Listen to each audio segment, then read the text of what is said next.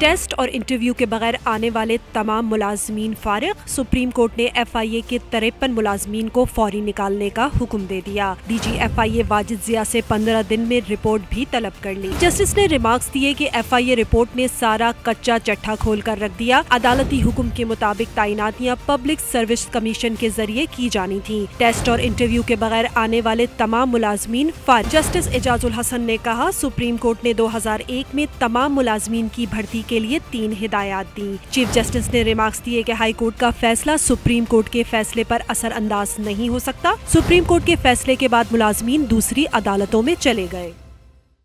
ए नूरे खुदा नूरे बसीरत की तलब है, रमजान का सदका तेरी रहमत की तलब है। मख्फी हैं इसी माह में रहमत के करीने, गर्दाब से निकले हुए बख्शिश के सफर।